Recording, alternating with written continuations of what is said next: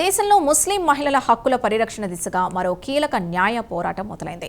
ముస్లిం పురుషులు ఒకటి కంటే ఎక్కువ మంది భార్యల్ని వివాహం చేసుకునే బహుభార్యత్వ ఆచారంపై పూర్తి నిషేధం విధించాలంటూ దాఖలైన పిటిషన్పై సుప్రీంకోర్టు కేంద్ర ప్రభుత్వానికి నోటీసులు జారీ చేసింది. మహిళా హక్కుల కార్యకర్త జాకియా సోమన్ సహా పలువురు దాఖలు చేసిన ఈ పిటిషన్ అన్ని మతాల్లో వివాహాలు నమోదు తప్పనిసరి చేయాలని, బాధిత మహిళలకు భరణం, ఆస్తి హక్కులు, నివాస హక్కులు హామీ ఇవ్వాలని కూడా కోరింది. ఇక ఈ పిటిషన్ నేపథ్యం, న్యాయపరమైన కోణాలు, గతంలో ఇదే అంశంపై జరిగిన పోరాటాలతో సమగ్ర విశ్లేషణాత్మక కథనం.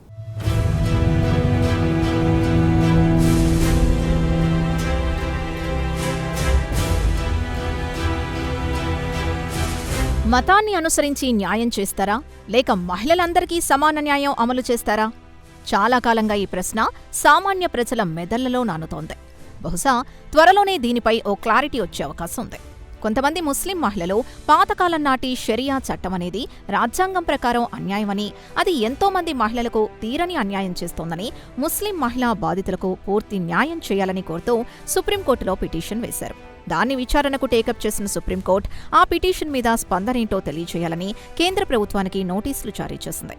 అంటే సుప్రీంకోర్టు ముందుకు త్వరలో ఆ వివరాలు రాబోతున్నాయన్నమాట.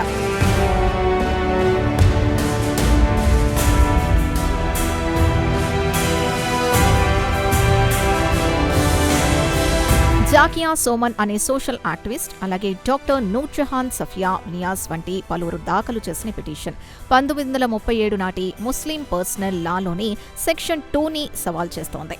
బహుభార్యత్వాన్ని గుర్తించి చట్టబద్ధం చేసే నిబంధన రాజ్యాంగ విరుద్ధమని పిటిషనర్లు వాదిస్తున్నారు. వారి ముఖ్యమైన డిమాండ్ ప్రకారం ముస్లిం పర్సనల్ లాలో తక్షణమే మార్పులు తీసుకురావాలని కోరుతున్నారు. భారతీయ న్యాయ సంహితలోని సెక్షన్ 82 ప్రకారం ద్విభార్యత్వం అంటే రెండో పెళ్లి అనేది నేరం. అంటే ఈ చట్టం దేశంలోని అన్ని మతాల ప్రజలకు ఒకే విధంగా వర్తించాలని ఆ సోషల్ యాక్టివిస్టులు డిమాండ్ చేస్తున్నారు. ప్రస్తుతం ఇతర మతాల్లోని పురుషులు రెండో వివాహం చేసుకుంటే 7 ఏళ్ల వరకు జైలు శిక్ష పడే అవకాశం ఉంది. కానీ ముస్లిం పర్సనల్ లా కింద మాత్రం ముస్లిం పురుషులకు ఈ నిబంధన నుండి మినహాయింపు ఉంది.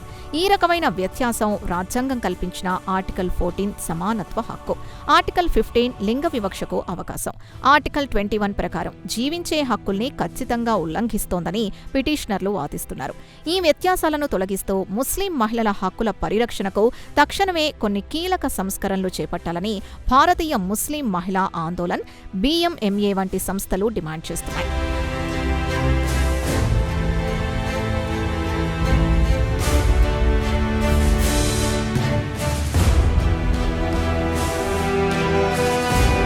వారు తమ పిటిషన్లో ముస్లిం వివాహాలను, అలాగే విడాకులను తప్పనిసరిగా రిజిస్టర్ చేయాలని, మొదటి భార్యకు, ఆమె పిల్లలకు అత్తింటి వారి నివాసంలోనే నివసించే హక్కును వెంటనే కల్పించడం వంటి ప్రధాన అంశాలను లేవనెత్తుతున్నారు. దీంతో పాటుగా మహిళలకు ఆర్థిక భద్రత కల్పించేందుకు భరణాన్ని త్వరగా మంజూరు చేయాలని, అందుకోసం ప్రత్యేకమైన యంత్రాంగాన్ని ఏర్పాటు చేయాలని, అలాగే వారసత్వ ఆస్తి హక్కుల్లో మహిళలకు సమాన ప్రాధాన్యం ఇవ్వాలని కోరుతున్నారు. చట్టం ముందు అందరూ సమానులేనన్న రాజ్యాంగం మాత్రం ముస్లిం మహిళలకు కూడా వర్తించేలా సమగ్రంగా చట్టపరమైన మార్పులు తీసుకురావాల్సిన అవసరం ఉందని వారు కోర్టుకు విజ్ఞప్తి చేస్తున్నారు.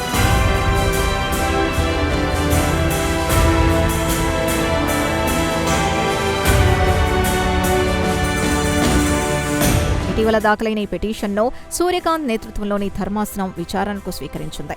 ఈ ధర్మాసనంలో న్యాయమూర్తులు జయమాల్యా బాగ్చి, వి మోహన ఉన్నారు. ఈ పిటిషన్పై విచారణ జరిపిన ధర్మాసనం కేంద్ర ప్రభుత్వానికి నోటీసు జారీ చేస్తూ ఇదే తరహా పెండింగ్లో ఉన్న ఇతర పిటిషన్లతో దీన్ని జత చేయాలని ఆదేశించింది.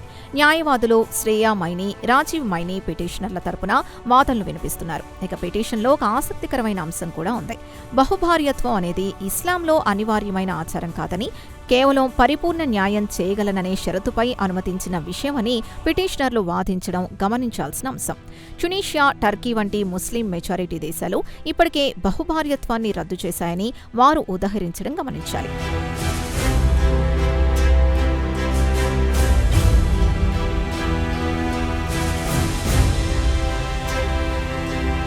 ఇక ఈ పిటిషన్లో కొన్ని సర్వే గణాంకాల్ని కూడా ప్రస్తావించారు. ముఖ్యంగా 79% మంది ముస్లిం భర్తలు తమ మొదటి భార్యకు తెలియకుండానే రెండో వివాహం చేసుకుంటున్నారని వారు చెబుతున్నారు.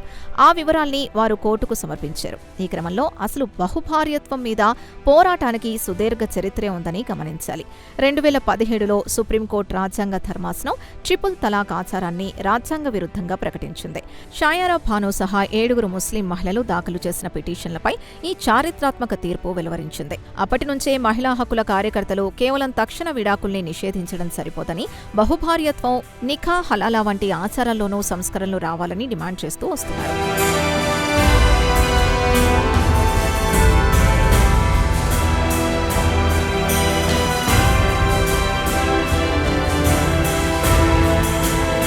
ఇక 2018లో బహుభార్యత్వం, నికా హలాలపై సుప్రీంకోర్టు రాజ్యాంగ ధర్మాసనానికి పిటిషన్లు రిఫర్ చేసింది. అయితే ఆ కేసు ఇప్పటికీ పూర్తి స్థాయిలో తేలలేదు. అదే సమయంలో ఈ అంశంపై అఖిల భారత ముస్లిం పర్సనల్ లా బోర్డు గతంలో వ్యతిరేక వైఖరి తీసుకుంది. మతపరమైన ఆచారాల్ని ఇతర మతస్థులు ప్రశ్నించడం సరికాదని 1997లోనే సుప్రీంకోర్టు ఇదే తరహా పిటిషన్లు కొట్టేసిందని ఎంపీఎల్బీ వాదించింది. వ్యక్తిగత చట్టాలు మత గ్రంథాల నుంచి ఉద్భవించాయని, వాటిని రాజ్యాంగంలోని ఆర్టికల్ 13 పరిధిలోకి తీసుకురావాలనేది బోర్డు వాదన. మరోవైపు తాజా పిటిషన్ ఉమ్మడి పౌర స్మృతి దిశగా మరో అడుగు అవుతుందా అనే విశ్లేషణలు కూడా ఉన్నాయి. అయితే ఈ పిటిషన్ని కేవలం ఒక వ్యక్తిగత చట్టాల సమస్యగా మాత్రమే చూడలేమంటున్నారు సామాజిక నిపుణులు. యూనిఫామ్ సివిల్ కోడ్ కోసం జరుగుతున్న విస్తృత చర్చలో ఇదొక భాగం మాత్రమే. ఉత్తరాఖండ్ ఇప్పటికే యూనిఫామ్ సివిల్ కోడ్ని అమలు చేస్తూ బహుభార్యత్వాన్ని నిషేధించింది. అస్సాం ప్రభుత్వం కూడా యూసీసీ బిల్లు తీసుకొచ్చింది. మహారాష్ట్ర కూడా అదే బాటలో ఉంది. బహుభార్యత్వ నిషేధం, లివ్ ఇన్ జంటల తప్పనిసరి రిజిస్ట్రేషన్ వంటి నిబంధనలున్నాయని గమనించాలి.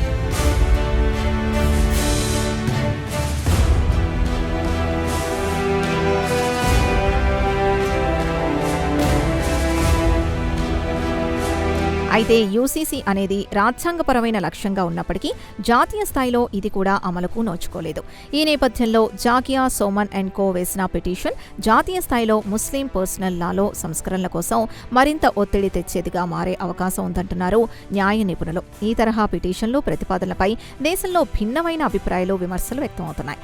భారత రాజ్యాంగంలోని ఆర్టికల్ 25 పౌరులందరికీ మత స్వేచ్ఛను, తమ మతాన్ని విశ్వసించే, ఆచరించే హక్కును కల్పిస్తోందని, దీని ఆధారంగా ఆయా మతాల వ్యక్తిగత చట్టాలు అంటే పర్సనల్ లాస్ కి చట్టభద్రత, రక్షణ లభిస్తాయని ఒక వర్గం గట్టిగా వాదిస్తోంది.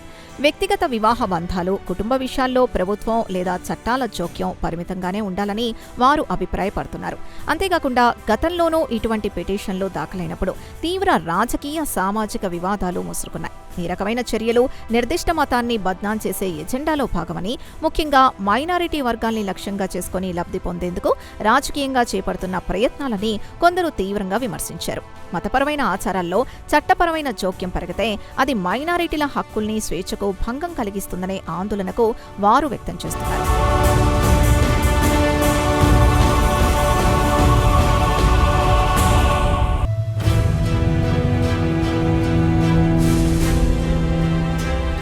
ట్రిపుల్ తలాక్ తీర్పు తర్వాత 9 ఏళ్లు గడిచింది. కానీ ముస్లిం మహిళల హక్కుల పోరాటం ఇంకా పూర్తి కాలేదు. బహుభార్యత్వం, నిఖా హలాలా వంటి ఆచారాలపై నిర్ణయాత్మక తీర్పు కోసం లక్షలాది మంది మహిళలు ఎదురుచూస్తున్నారు. ఈ క్రమంలో కేంద్రానికి నోటీసు జారీ కావడం అనేది ఈ సుదీర్ఘ న్యాయ పోరాటంలో మరో మెట్టు మాత్రమే. కేంద్ర ప్రభుత్వం ఎలాంటి వైఖరి తీసుకుంటుంది, రాజ్యాంగ ధర్మాసనం ఈ అంశాన్ని ఎప్పుడు ఎలా విచారిస్తుంది అన్నది రాబోయే రోజుల్లో తేలుతుంది. మత స్వేచ్ఛకు, మహిళా సమానత్వానికి మధ్య రాజ్యాంగం ఎటువైపు మొగ్గు చూపుతుందో చూడాల్సిందే.